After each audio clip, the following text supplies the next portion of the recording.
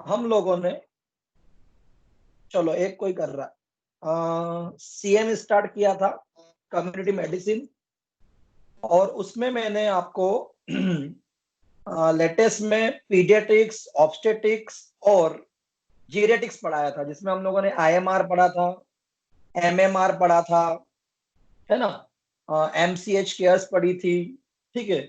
फिर मैंने लास्ट कल वाली क्लास में आप लोगों को न्यूट्रिशन स्टार्ट किया था, और मैंने बताया था कि basically vegetarian non vegetarian diet होती है सोर्स के आधार पर, है ना, न्यूट्रिशनल वैल्यू के आधार पर, या फिर टाइप्स ऑफ द न्यूट्रिशन के आधार पर कार्बोहाइड्रेट, फैट, विटामिन, मिनरल्स होते हैं, प्रोटीन होता है ना। और भी ढेर सारा मैंने बताया था, लाइक आपको मैंने कल सारे विटामिन पढ़ाए थे।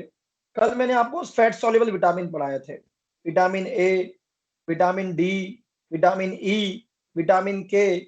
और मैंने बताया था कि जो ये विटामिन हैं इनके सोर्सेस क्या है ना, इनका डेली रिक्वायरमेंट क्या है, और यदि इनकी डेफिशिएंसी होगी तो क्या होगा, प्रिवेंशन के लिए हम क्या कर सकते हैं, है ना।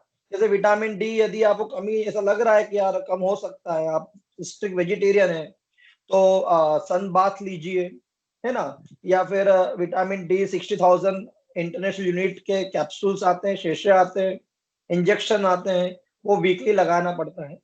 कुल मिला के डाइट से आप इसको कर सकते हैं। अब मेरा नेक्स्ट टॉपिक है बैलेंस डाइट, तो आप उस पर आ जाइए। बैलेंस डाइट, जिसके अंदर आपको एक ये चीज भी दिखेगी, ये आपको पिरामिड दिख रहा होगा, है ना, कोई भी इसका स्क्रीनशॉट शेयर कर सकता है। ठीक है, तो हम स्टार्ट करते हैं बैलेंस डाइट। ये बहुत इंपॉर्टेंट है। क्यों इंपॉर्टेंट है? आप लोगों ने सुना भी होगा कि हमारा जो 90% जो डिसीज है ना, वो हमारी डाइट से ही ओरिएंटेड होता है। या तो हम लोग प्रॉपर खा नहीं पा रहे हैं, या फिर खा रहे हैं एब्जॉर्ब नहीं हो पा रहा है, या फिर जितना खा रहे हैं जितना एब्जॉर्ब हो रहा है उससे जरा डिमांड ज्यादा है। लाइक प्रेगनेंसी में, इन्फेंसी में, प्यूबर्टी के समय, एडोलसेंस में, लैक्टेशन के दौरान डिमांड अलग अलग होती है। लेबर क्लास की डिमांड अलग है, जो मेंटल वर्क करते हैं, है ना, एफिशिएंट सोसाइटी, उनकी डिमांड अलग है। अब आप और मैं डॉक्टर हैं, तो हमारी डिमांड अलग है। हम कोई घूम घूम के, पैदल चल चल के पेशेंट थोड़ी नहीं देख सकते, है ना।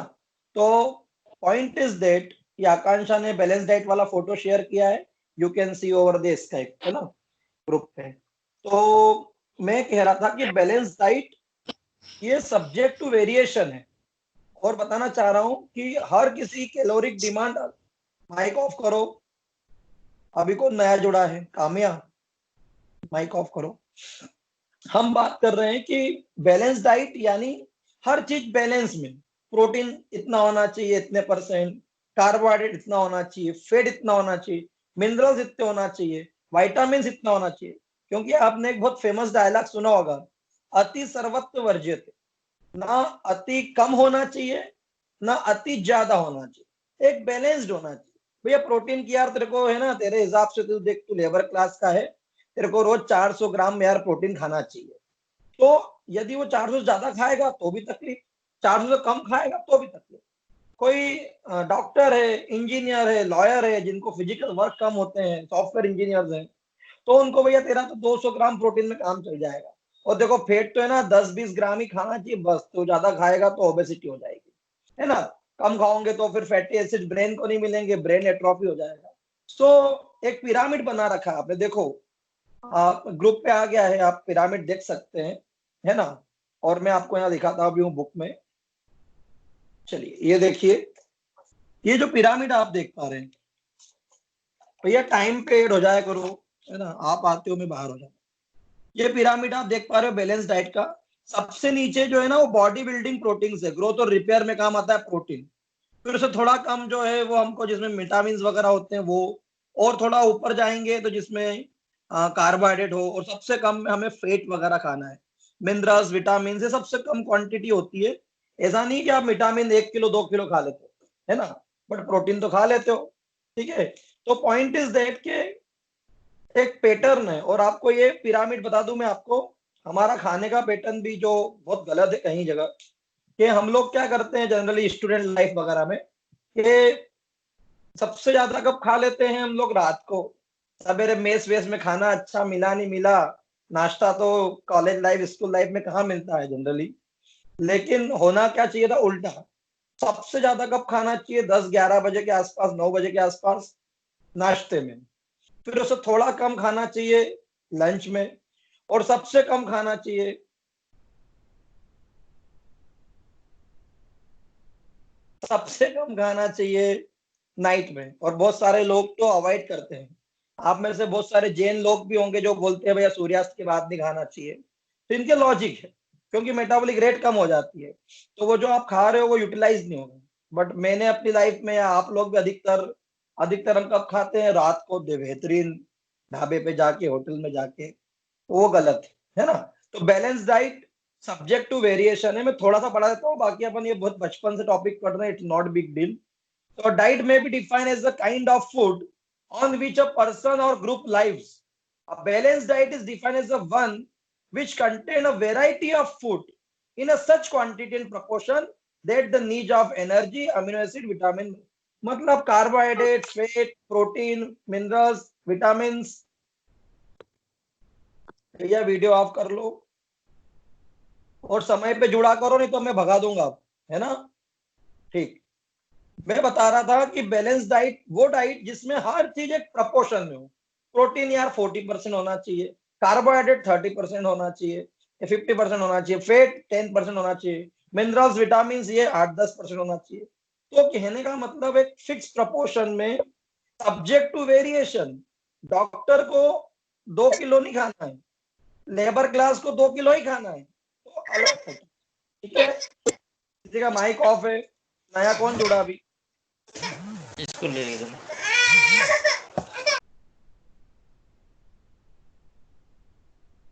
ये नया कौन जुड़ा है? माइक ऑफ करो। चलो, अब बहुत इंपॉर्टेंट टॉपिक पढ़ा रहा हूं, मुझे लगता है ये हर साल एग्जाम में आता है। और इवन मुझे एमडी में पूछा गया था, है ना, पीजी फर्स्ट ऑफ में। तो we are talking about nutritional problem in public health. बहुत इंपॉर्टेंट टॉपिक है। उसमें सबसे पहला इंपॉर्टेंट टॉपिक है, मनमोहन सिंह जो को 2010-12 में जब भी वो प्राइम मिनिस्टर थे, उन्हें बोलना पड़ा था कि malnutrition is a national shame for India. Malnutrition Bharat के लिए शर्म की बात है कि भारत को आजाद हुए, है ना, इतना ज्यादा जीडीपी होते करते हम लोग आज भी बहुत सारे लोग उसमें कुपोषित है।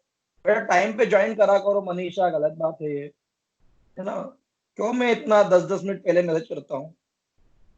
ठीक है, आप पूरी क्लास डिस्टर्ब करते हो जो लोग लेट ज्वाइन करते हैं। Nutritional problem in public health start किया है। सबसे पहला जो बहुत बड़ा इशू है, जो मैं पढ़ा भी चुका हूं आपको जस्ट पीडियाट्रिक्स के अंदर अभी 2 दिन पहले ही, LBW, लो बर्थ वेट। मैंने बताया था कि हमारे देश में सबसे पहले क्या पूछते हैं जब डिलीवरी विलीवरी होती है? तो भैया छोरा हुआ कि छोरी हुई। फिर दूसरा क्या पूछते हैं? ऑपरेशन है कि नॉर्मल। फिर तीसरा पूछते हैं कि वजन कितना है। तो birth weight is directly proportional to the chance of survival of baby. यदि बच्चे को हम देखना चाह रहे हैं कि यार वो कितना बढ़िया सुव्यवस्थित डेवलप्ड हुआ है कि नहीं हुआ है, तो उसका बर्थ वेट बहुत बड़ा फैक्टर है। और मैंने बताया था 2 बड़े रीजन है जिससे बर्थ वेट कम होता है बच्चों का। 10 परसेंटाइल जो होना चाहिए उससे कम, यानी 2.5 किलो, 2.25 किलो के आसपास ही बच्चा हुआ है, तो उसको हम LBW बोलते हैं। 2 मुख्य रीजन मैंने बताए थे। एक बताया था IUGR, intra uterine growth restriction retardation, बच्चा स्मॉल फॉर डेट है। SFD है, बच्चे को 9 महीने में डिलीवर्ड हुआ, लेकिन बच्चे की ग्रोथ स्पीड इतनी नहीं थी कि बच्चा फुल डेवलप हो जाए। दूसरा मैंने बताया था, वो था प्री टर्म बेबीज। बच्चे की ग्रोथ की स्पीड तो बहुत व्यवस्थित थी, बढ़िया बेहतरीन ग्रोथ कर रहा था, बट 7.5 महीने में ही पैदा हो गया। अब 9 महीने में डिलीवर्ड होता तो 0.5 किलो 1 किलो वजन और ज्यादा होता। लेकिन अब वो, और पता है आपको, 7वें महीने से तो जबरदस्त गेन करता है बच्चा वजन। पहले तो बॉडी बिल्डिंग ही होती है ना? तो ये मैं बता चुका हूँ आपको, तो ये नहीं पढ़ा रहा हूँ। नेक्स्ट है प्रोटीन एनर्जी माल न्यूट्रिशन। ये आप पिछले 10 साल के एग्जाम पेपर उठा के देखना, DAV के, है ना, MP MSU में तो शायद पहला होगा ये। तो आप देखेंगे कि PM कई बार पूछा गया है, प्रोटीन एनर्जी माल न्यूट्रिशन। और ये अपन लोग शायद 10वीं 12वीं से पढ़ते आ रहे, सेकंड ईयर में भी था। दो बेसिक बीमारियां होती है, मेरास्मस एंड क्वाशोरकर। मेरास्मस में ओवरऑल डाइट कम रहती है, क्या प्रोटीन, क्या कार्बोहाइड्रेट, क्या फैट, सब कम, तो ये रियल कुपोषित होता है। सूखा रोग बोलते हैं मेरास्मस को, बिल्कुल लीन थीन इमाशेड अगरबत्ती दिखता है बेचारा व्यक्ति जो बच्चा है। जबकि क्वाशोरकर में सिर्फ फर्स्ट क्लास प्रोटीन कम होता है, बाकी सब मिल रहा है। मतलब ऐसा होता है ना, कोई कोई मोनोटोनस डाइट होती है, मोनोटोनस डाइट मतलब भैया मेरा बच्चा तो गोलू तो सिर्फ क्या खाता है, मैगी, या मेरा बच्चा कुरकुरा ही खाता है, मेरा बच्चा घी रोटी खा रहा है, या वाट एवर, दाल चावल ही खा रहा है। ऐसा होता है बच्चों को। फूड फजीनेस एक बीमारी है, जिसमें बच्चे को एक जो चीज पसंद आ जाती है, दिन रात वही मांगता है, ice cream ice cream ice cream, chocolate chocolate chocolate, बुड्ढे के बाल बुड्ढे के बाल बुड्ढे के बाल, वाट एवर। तो अब हो सकता है कि वो फर्स्ट क्लास प्रोटीन ना खा पा रहा हो यदि उसने जो डाइट चूज करी है। अब कुरकुरे जो खा रहा है, चिप्स खा रहा है, पेट तो भर जाएगा, बट क्या फर्स्ट क्लास प्रोटीन मिलेंगे? नहीं मिलेंगे। तो फर्स्ट क्लास प्रोटीन होता है एल्ब्यूमिन, ग्लोब्यूलिन, ये नहीं मिलेगा तो ऑस्मोटिक प्रेशर घट जाएगा जो 25 mHg होता है, और उस घटने की वजह से पूरा स्वेलिंग आ जाएगा। तो क्वाशोरकर का व्यक्ति भी कुपोषित होता है, बट उसका वेट लॉस नहीं होता है, और वो बिल्कुल चबी चबी दिखता है, मोटू मोटू दिखता है, फूला फूला दिखता है, इडिमेटस होता है, उसकी स्किन शाइनी होती है। क्लियर है? चलिए, अब एक दो चीजें क्वाशोरकर में आपको मुझे लगता है और याद रखना चाहिए। एक होता है flag sign, FLAG, flag sign. अभी आप लोग गूगल करना, या क्लास खत्म होगी तो मैं बताऊंगा आपको। इसमें जो बाल होते हैं ना, उसमें से ब्राउन गोल्डन रिंग बन जाती है बालों में, है ना? तो दैट इज फ्लैक्स साइन, ध्यान रखना। Flag sign. बेटा वीडियो ऑफ करो, बेटा वीडियो ऑफ करो।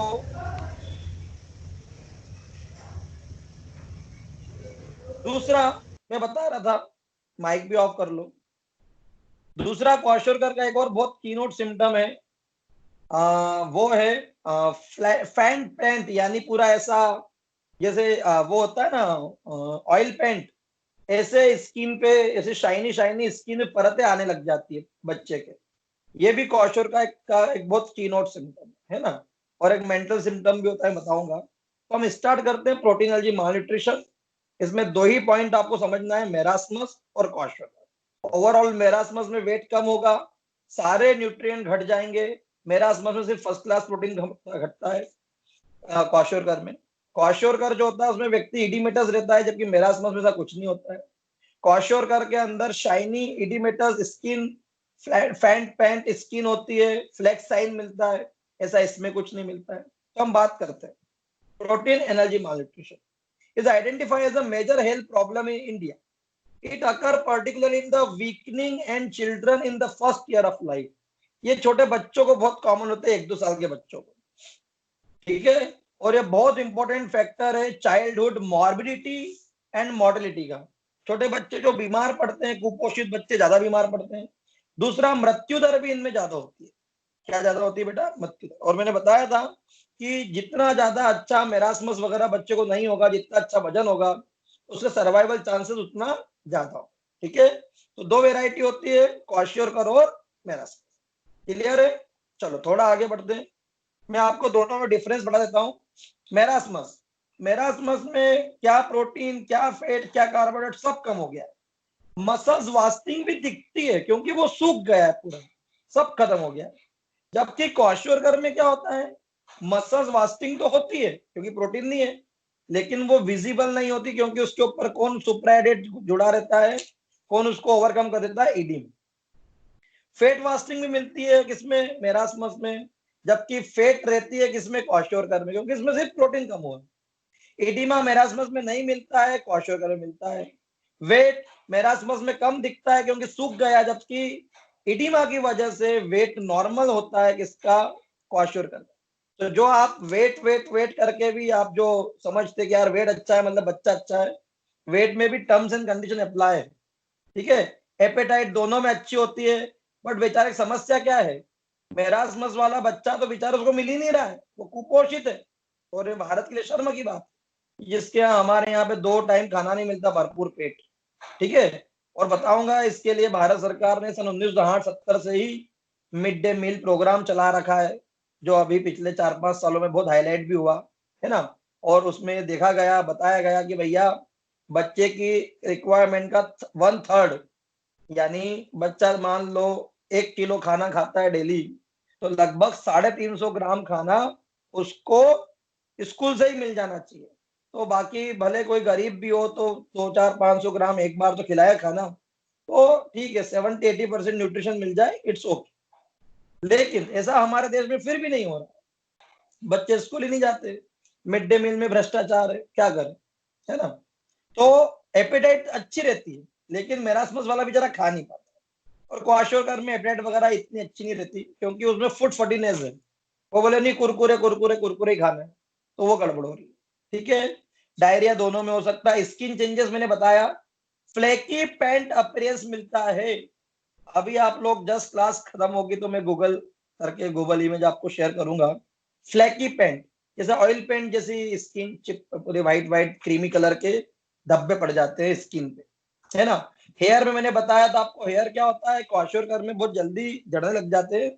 और फ्लैक्स साइन मिलता है, FLAG, फ्लैक्स साइन, ये ध्यान रखना, ये बहुत इंपॉर्टेंट।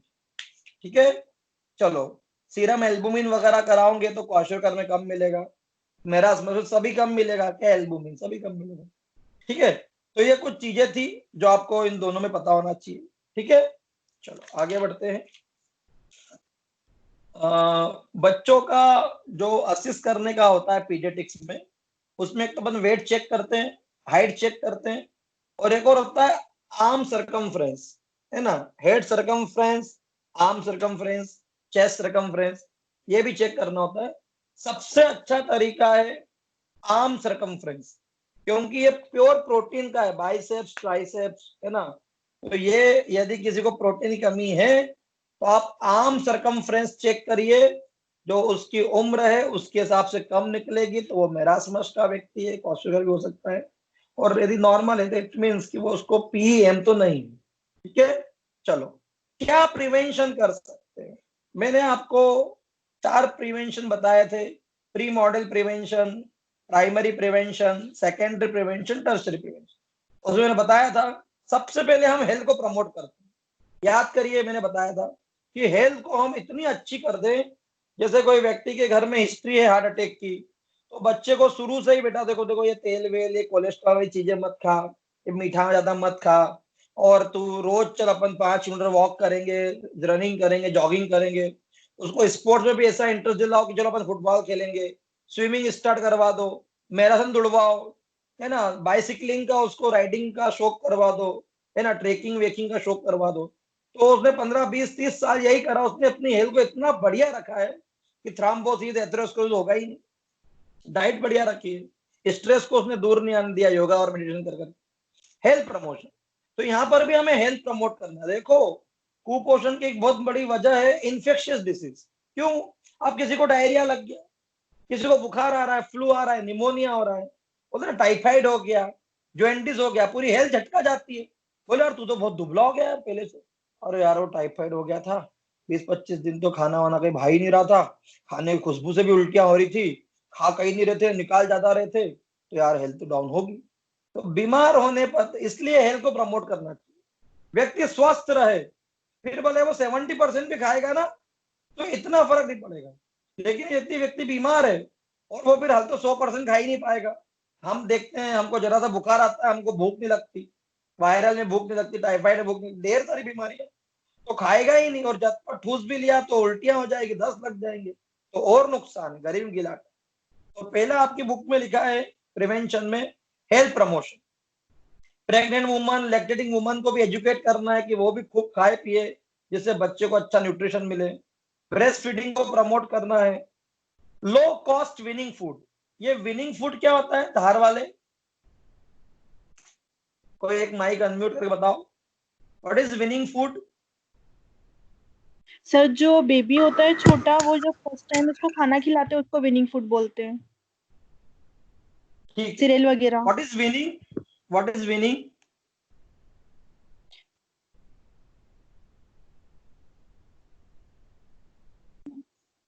किसने बताया ये, आंसर किसने दिया। सर तान्या। ओके बेटा, विनिंग मीन्स 6 महीने के बाद में माँ का जो है ना लैक्टेशन यानी ब्रेस्ट फीडिंग, वो ब्रेस्ट फीड ना करवाते हुए अब हमको अदर देन ब्रेस्ट फीड कराना है। यानी कि जो तुमने बताया सही बताया, सेरेलेक वगैरह जिसमें हम लोग आटा घोल देते हैं पानी में गुनगुने में, है ना, और भी दूसरी चीजें हम, है ना, चीकू वीकू मैश कर देंगे, बनाना मैश कर देंगे, जूस पिला देंगे, है ना, पल्प जो है, या फिर सूप बना देंगे। तो विनिंग मतलब होता है 6 महीने बाद में दूध छुड़वाना, इसको हमारी लैंग्वेज में, है ना, दूध छुड़वाना बोलते हैं। तो लो कॉस्ट विनिंग फूड होना चाहिए। अब सेरेलेक का डब्बा 200 रुपए का आ रहा है, भा रहा है बच्चे को, पर वो 200 रुपए का सर आवाज डब्बा है। नहीं आ रही।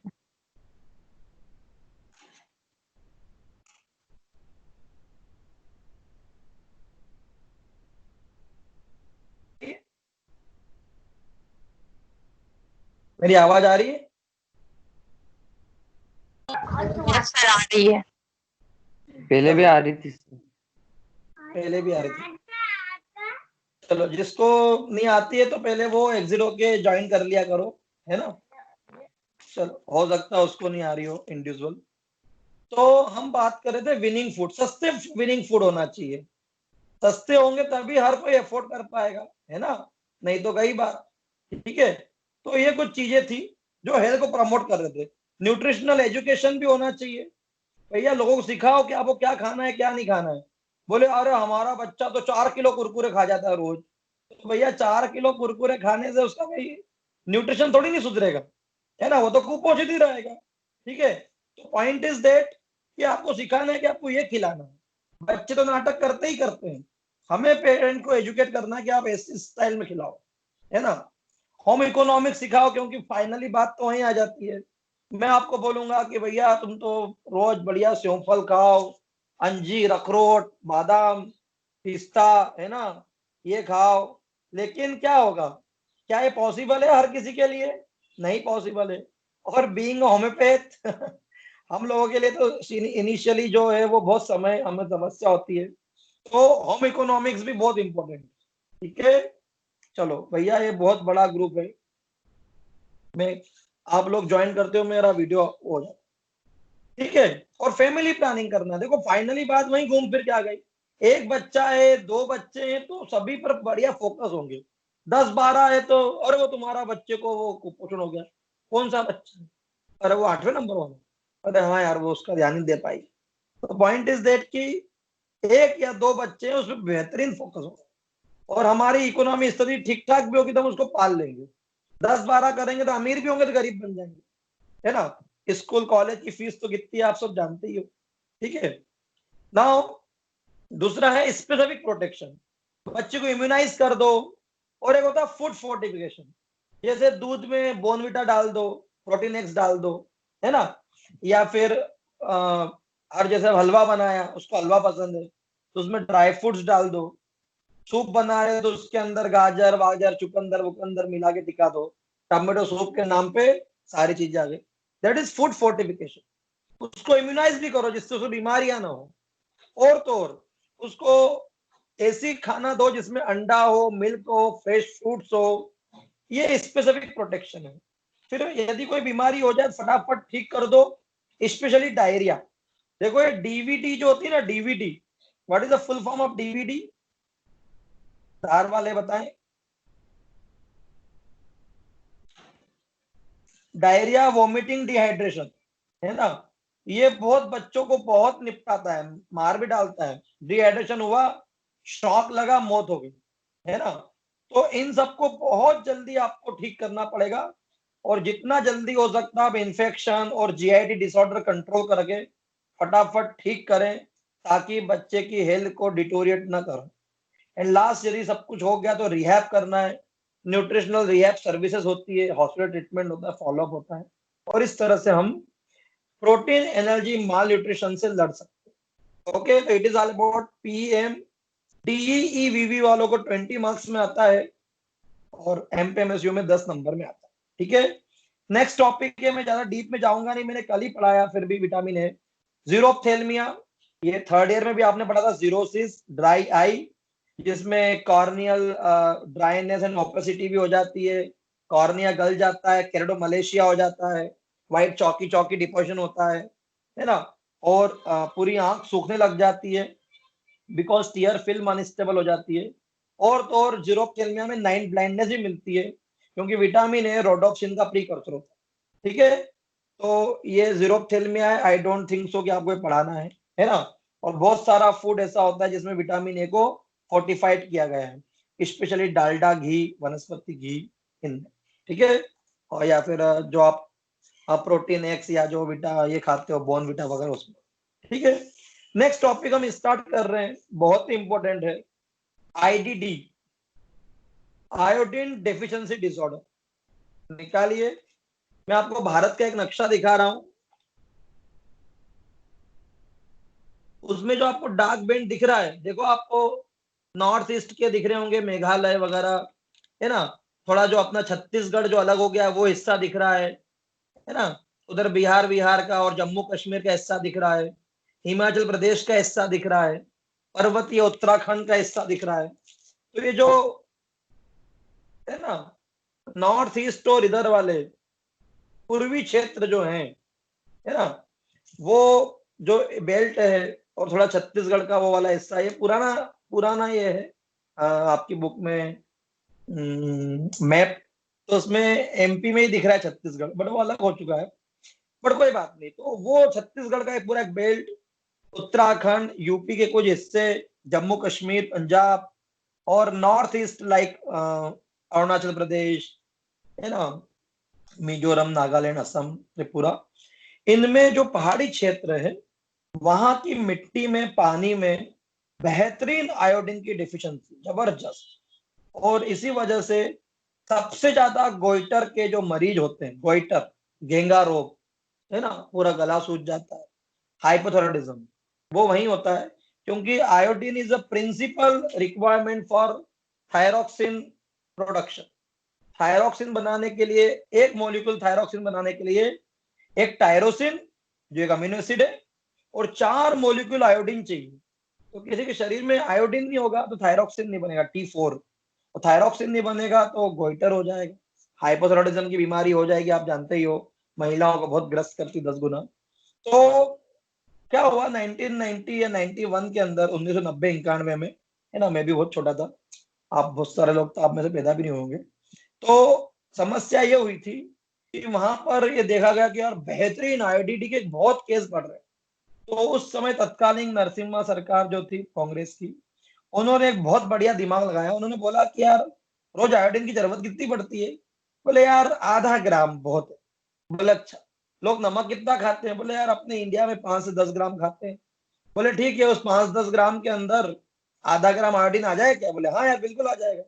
तो फिर उन्होंने नमक को आयोडीन से फोर्टिफाइड कर दिया, और कंपलसरी कर दिया, बिना आयोडीन वाला नमक आप बेच नहीं सकते, है ना। एक तो पत्थर वाला आता है जो, है ना, खड़ा नमक, वो उसमें आयोडीन नहीं होता। ठीक है, तो जिसको हाइपरथायरॉयडिज्म हो, हाइपर, वो खड़ा नमक खाए, उसमें आयोडीन नहीं है तो थायरोक्सिन कम बनेगा, तो हाइपर से उसको मुक्ति मिलेगी। पर जिसको हाइपो है उसको आयोडीन वाला नमक खाना चाहिए। क्लियर है? तो ये आयोडीन डेफिशिएंसी डिसऑर्डर है।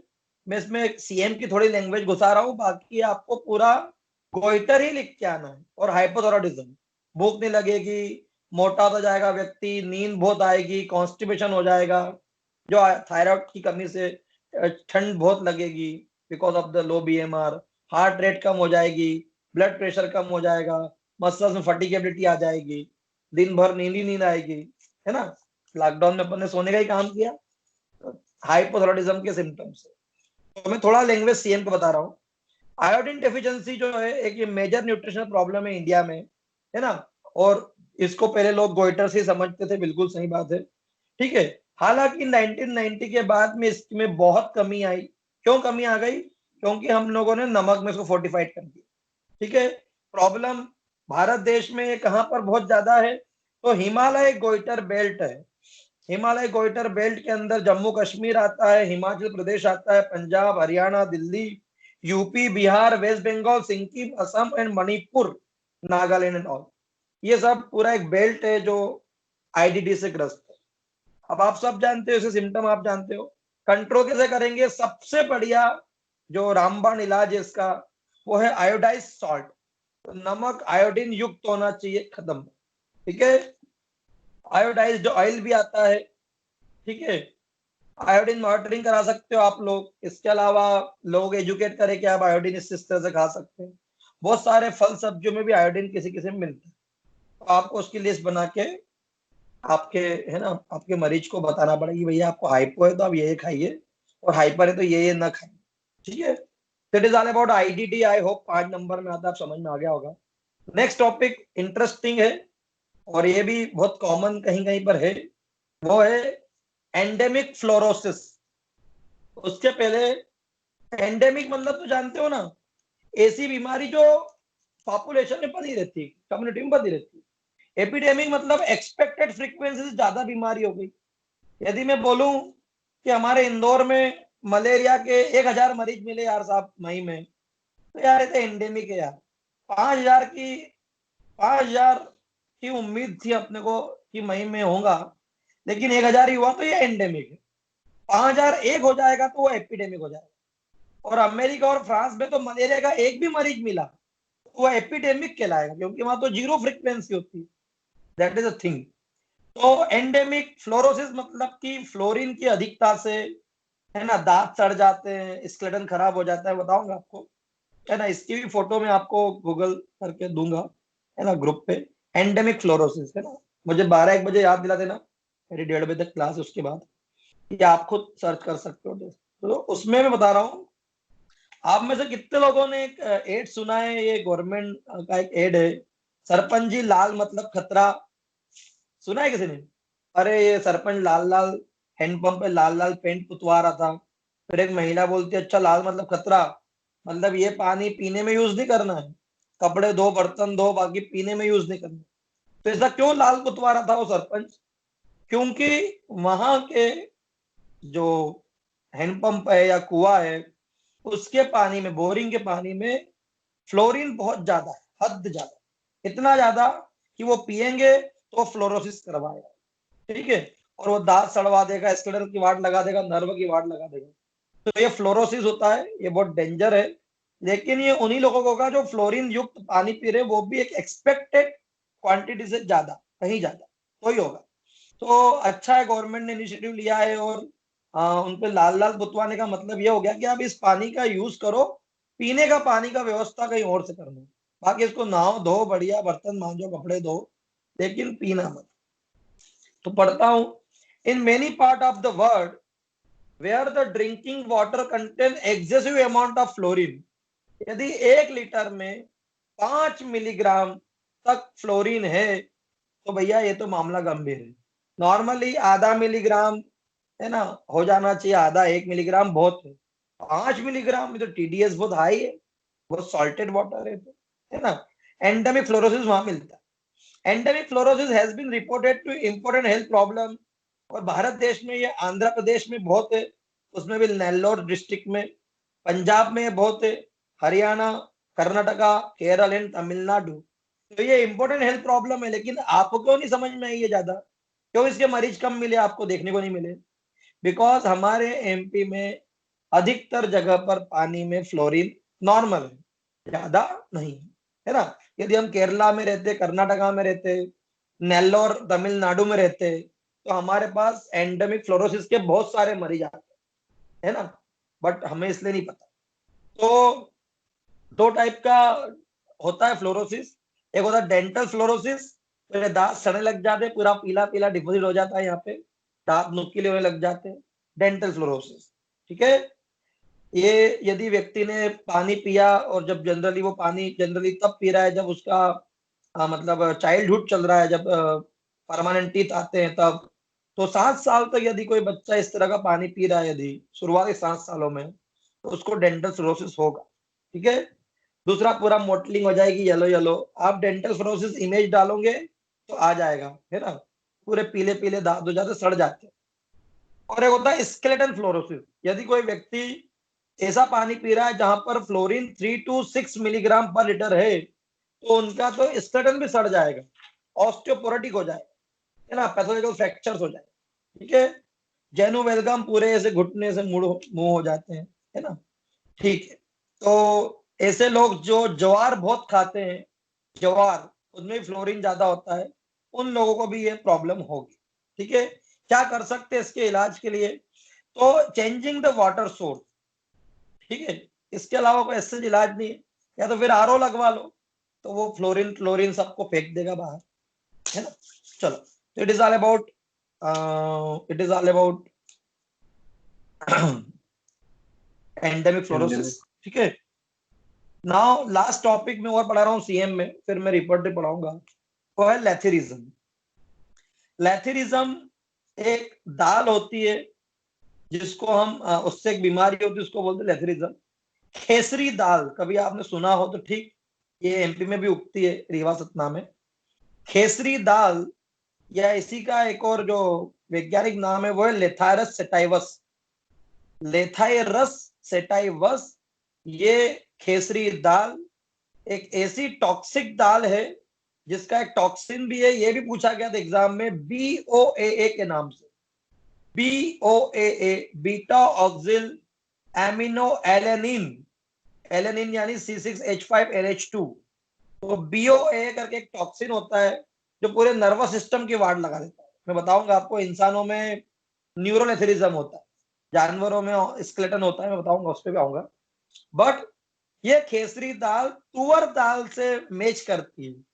तो कुछ लोग जो होते हैं ना, जो जैसे बनिए लोग बोलते हैं, अरे 60 रुपए में तुअर दाल ले जाओ, मार्केट में 80 रुपए किलो चल रही है, तो वो 60 में कैसे बेच रहा है? तो उसने क्या करा, आधा किलो तुअर दाल ली और आधा किलो उसमें क्या मिला दी, खेसरी दाल, लेथारस सेटाइवस। तो 60 में बेच रहा है, जबकि खेसरी दाल तो सारी जंगली फ्री की दाल है। तो उस चक्कर में सस्ती दाल में ये खेसरी दाल मिली रहती है, लेथारस सेटाइवस, जिसमें BOA टॉक्सिन होता है। यदि लोग इसको लंबे समय तक कंज्यूम करेंगे, हमारे एमपी में रीवा सतना में ये सब हुआ भी है, तो बहुत सारों को पैरालिसिस हो गया, है ना, रेंग के चलने लग गए बेचारे, उनको स्टिक्स की जरूरत पड़ने लग गई, हाथ पांव धोने लग गए और लकवा मार गया। तो lathyrism is a paralysing disease of human and animal. It is referred as a neurolathyrism. यदि इंसानों की बात करेंगे न्यूरो, और जानवरों की बात करेंगे तो उनमें ऑस्टियोलेथेरिज्म होता है, हड्डी और मसल्स की वाट लग जाती है। ठीक है, neurolathyrism is a crippling disease of nervous system. Crippling, रेंग के चलने लगता है व्यक्ति, नर्वस सिस्टम की बीमारी है। Characterized by the gradually developing spastic paralysis of lower limb. ठीक है, and occurring mostly in adult जो कंज्यूम करते हैं पल्स, इसका नाम है लेथेरस सेटाइवस। ये लेथेरस सेटाइवस खेसरी दाल जो कि तुअर की फोटोकॉपी है। ठीक है, और भारत में ये एमपी में, यूपी में, बिहार और उड़ीसा में, आप समझिए गरीब प्रदेश है। उड़ीसा ले लो, यूपी ले लो, एमपी ले लो, बिहार ले लो। गरीब क्यों?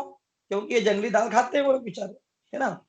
और हमारी एमपी में ही रीवा और सतना ऐसे, है ना, जिले जहां पे एक साथ 25,000 और 32,000 केस मिले थे एक समय में। जबरदस्त आउटब्रेक हुआ था, लोगों ने धड़ल्ले से खेसरी दाल खाई, है ना। बस बता चुका हूं, लेथेरस सेटाइवस कॉमनली नोन एज खेसरी दाल।